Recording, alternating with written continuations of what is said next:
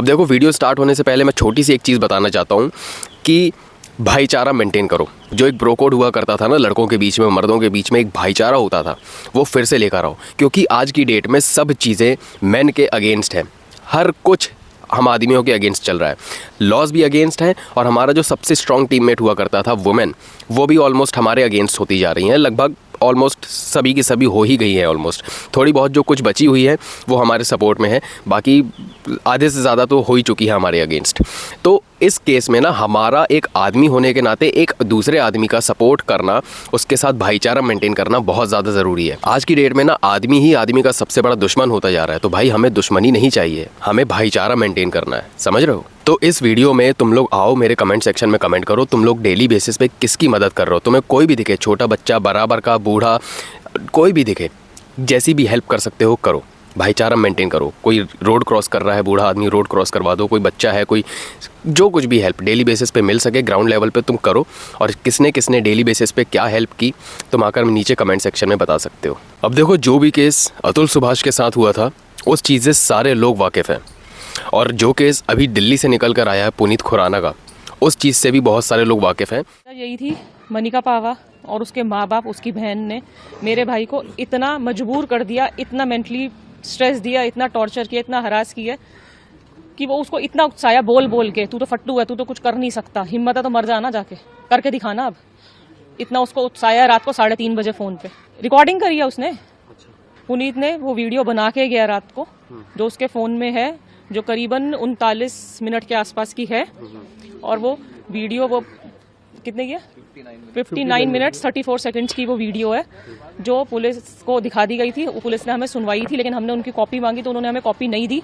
Phone उनका seize कर लिया, हमने सुनी है। उसमें उसने सब बताया है कि उसके जो मनिका है, उसके माँ बाप हैं, किस तरीके से उसने उनको इतना टॉर्चर किया, इतना हरास करा है और इतना मेंटली प्रेशराइज करा है, बोल बोल के कि तेरे माँ बाप को सड़क पे फेंक देंगे, घर खाली करा लेंगे, काम पे तू शटर खोल के देख, हिम्मत है तो करके दिखा, काम भी नहीं खोलने दूंगी तेरे को।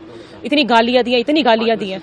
बेकरी का काम पहले पार्टनरशिप का था, लेकिन कोर्ट में जब डाइवोर्स का फर्स्ट नोशन साइन हुआ तो उसमें यह चीज रिटर्न हो गई थी कि फॉर गॉड्स बेकरी पुनीत संभालेगा, एक वुड बॉक्स कैफे इनका नाम था, वो उसको दे दिया गया था, उस पर साइन हो गए थे। लेकिन उसके बाद भी उसका, मैं ऐसे कैसे अपना हक छोड़ दूंगी। भाई जब कोर्ट में हो गया ना, कोर्ट में जाके बोलो जो बोलना है। उसको फोन कर करके मेरा काम है, मैं तो नहीं छोड़ूंगी, मुझे तो हिस्सा चाहिए। इस चक्कर में उसने काम की ईमेल आईडी मांगते मांगते उसका इंस्टाग्राम भी हैक कर लिया, जिसकी वजह से उसने उस बदतमीजियां भी करी, उसका इंस्टाग्राम हैक करके, जिसकी वजह से उसको रात को, मेरे भाई को उसको 3 बजे फोन करना पड़ा कि भाई ये क्या है, क्यों किया तूने ऐसे। उसके बाद उसकी सारी रिकॉर्डिंग है हमारे पास। और मैं इस वीडियो में बैठकर पुनीत खुराना के साथ हुआ उसकी वजह से औरतों को गालियां नहीं देने वाला हूँ। मैं तुम्हें बस इस वीडियो में ये बताने वाला हूँ कि तुम्हें किन चीज़ों से बचना है, तुम्हें किन लड़कियों से दूर रहना है, और तुम ऐसी क्या चीज़ें मिस कर रहे हो जिसकी वजह से तुम ऐसी लड़कियों के साथ फंस जाते हो, जिससे, या फिर नहीं भी फंसते हो तो चांसेस बढ़ जाते हैं कि तुम्हारे साथ भी ऐसा कुछ हो। या फिर बहुत सारे लड़के ऐसे हैं जिनको कुछ कुछ चीज़ों का नॉलेज नहीं होता, उन्हें ये चीज़ें नहीं पता होती कि एक लड़की से क्या एक्सपेक्ट किया जाता है, उनसे क्या डिमांड रखनी चाहिए, जिसकी वजह से वो किसी ऐसे गलत रिलेशनशिप में फंस जाते हैं और फिर उनको एंड रिज़ल्ट में ये सब चीज़ें मिलती हैं। एलिमनी दे दो, ये दे दो, वो दे दो, टॉर्चर, हरेसमेंट, ये वो। तो मैं तुम्हें इस वीडियो में यही चीज़ें बताने वाला हूँ कि तुम्हें किन सब चीज़ों को डेवलप करना है अपने अंदर, किन चीज़ों से दूर रहना है, और ऐसे फालतू के केसेस में फंसने से तुम किस तरह से बच सकते हो। तो इस वीडियो को एंड तक ज़रूर देखना, क्योंकि बहुत सारी इंपॉर्टेंट चीज़ें मैं तुम लोगों को समझाने वाला हूँ जो एज अ मैन तुम्हें जानना सीखना बहुत ज़रूरी है। अब देखो, जब कोई बात आती है किसी लड़की के अगेंस्ट क्राइम होने की, तो मैं देखता हूँ कि भाई जितनी भी ये वुमेन एम्पावरमेंट वाले लोग हैं, जितने भी फेमिनिस्टों के पेजेस हैं, जितनी भी फेमिनिस्ट की 14s हैं, सब आकर खड़ी हो जाती हैं कि ये मर्द तो ऐसे हैं, गालियाँ देने पहुँच जाएंगी। लेकिन जब एक आदमी के साथ ऐसा होता है तब मैंने किसी को भी नहीं देखा आवाज़ उठाते हुए, खासकर इन फेमिनिस्ट की 14s को तो नहीं देखा। ना फेमिनिस्ट के इतने बड़े बड़े पेजेस ने अतुल सुभाष के केस में कोई पोस्ट डालती हुई दिखी, ना कोई अब पुनीत खुराना के साथ जो हुआ उसमें कोई पोस्ट डालता, अभी तक तो नहीं दिखा। आगे कभी इस वीडियो के बाद या फिर अभी कुछ डाल दें तो नहीं पता। अभी तक रिसेंट अपडेट मैं बताऊं तो मुझे कोई भी ऐसा फेमिनिस्ट का पेज नहीं दिखा अभी तक जिसने अतुल सुभाष के केस को काउंटर किया हो, या फिर अभी जो पुनीत खुराना के केस हुआ उसको काउंटर किया हो। अब देखो, एज अ मैन तुम लोगों को सबसे पहले क्या चीज़ करनी है ना, वो है भाईचारा मेंटेन करो। सबसे पहली चीज़ जो तुम लोगों को सीखने की ज़रूरत है वो है डेटिंग का नॉलेज लो। आजकल क्या हो रहा है ना, मैंने ये जो अभी केसेस देखे हैं इनमें एक कॉमन सा पैटर्न मुझे देखने को मिला है कि जितने भी ऐसे एलिमिनी के केसेस निकल कर आए हैं ना, उसमें ज़्यादातर मैंने ये चीज़ देखी है कि लड़के को लड़कियों का कोई भी एक्सपीरियंस नहीं था, मतलब उसको वुमेन साइकोलॉजी के बारे में उतना ज़्यादा नहीं पता था, और अरेंज मैरिज थी, मतलब वो एकदम बिगनर टाइप का था। ज़्यादातर ऐसे केसेस मैंने देखे हैं कि लड़का बिगनर टाइप का था, लड़की उससे थोड़ी सी ज़्यादा एक्सट्रोवर्ट थी, लड़का थोड़ा इंट्रोवर्ट था, क्योंकि उसने लाइफ में कभी भी इन सब चीज़ों में ना इन्वॉल्वमेंट नहीं दी, इन सब चीज़ों का नॉलेज नहीं लिया। तो ये सब चीज़ें होने ना अरेंज मैरिज में ज़्यादा चांसेस होते हैं आज की डेट में। क्यों? क्योंकि अरेंज मैरिजेस में ना हमारे देश में ज़्यादातर क्या होता है, चटमंगनी पटव्या, मतलब तुरंत में शादियां हो जाती हैं, जिसकी वजह से ना लड़के लड़कियों से क्या एक्सपेक्ट करते हैं उनको वो पता नहीं चल पाता।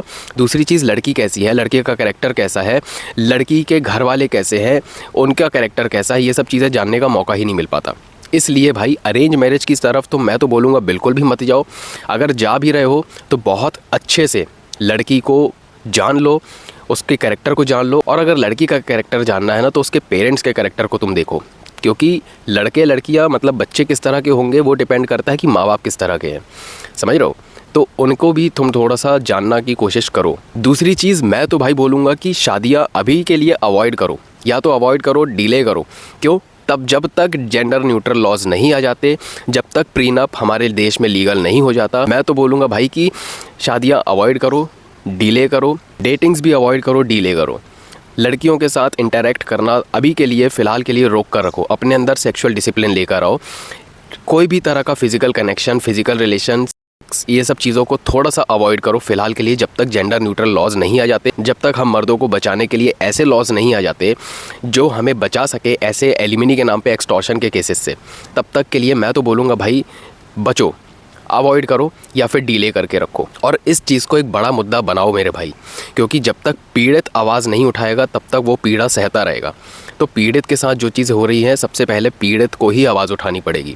तुम लोग आवाज़ उठाओगे, सारे लोग आपस में मिल के आवाज़ उठाएंगे, तो बिल्कुल हमारे देश में जेंडर न्यूट्रल लॉज हम लेकर आएंगे, और हमें चाहिए जेंडर न्यूट्रल लॉज। क्योंकि ये जितनी भी चीज़ें चल रही है ना आज की डेट में, एलिमिनी के नाम पे एक्सटॉर्शन चल रहा है, मुझे भाई शर्म आ रही है इस चीज़ में कि ये चीज़ें दिन बर दिन बढ़ती जा रही है, और आए दिन कोई ना कोई ऐसा यूथ में से कोई एक आदमी ऐसा आ रहा है जो गलत कदम उठा रहा है, जो कल को हमारे देश को कितनी सारी चीज़ें प्रोवाइड करके दे सकता था, हमें नहीं पता, जिसकी वजह से हम ना जाने कितने अनोखे आदमियों को खोते जा रहे हैं।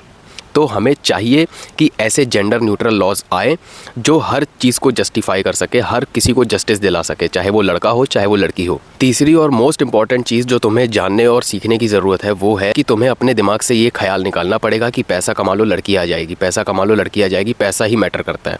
जो लोग ये चीज़ बोलते हैं ना कि पैसा ही मैटर करता है, पैसे कमाने से लड़की आ जाती है, उनके साथ ही ये केसेस ज़्यादा होने के चांसेस होते हैं मेरे भाई।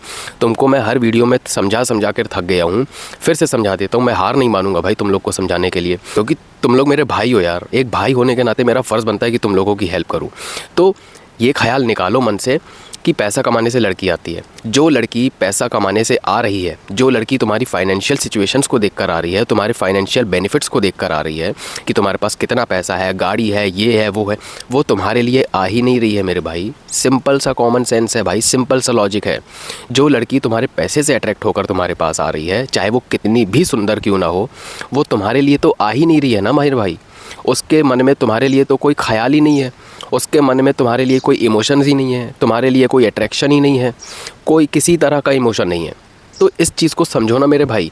फिर तुम एक तरफ बोलते हो कि पैसा कमा लो लड़की आ जाएगी, एक तरफ लड़की ऐसी निकल जाए तो बोलते हो गोल्ड डिगर है। मेरे भाई तुम अपनी क्लियरिटी रखो ना कि तुम्हें किस तरह की लड़की चाहिए। तुम्हें डिमांड करना पड़ेगा, तुम्हें एक्सपेक्टेशंस रखनी पड़ेगी। जिस तरह लड़कियाँ एक्सपेक्टेशन रखती है ना कि इतना पैसा हो, इतनी हाइट हो, ऐसा दिखता हो, वैसा दिखता हो, ये हो वो हो, तुम्हें भी अपने स्टैंडर्ड्स को ऊपर उठाना पड़ेगा। तुम्हें भी एक्सपेक्टेशंस रखनी पड़ेंगी कि मुझे एक लड़की में ये चीज़ें चाहिए। वो तुम्हारी एक्सपेक्टेशंस है, और वो एक्सपेक्टेशंस कुछ भी हो सकती है।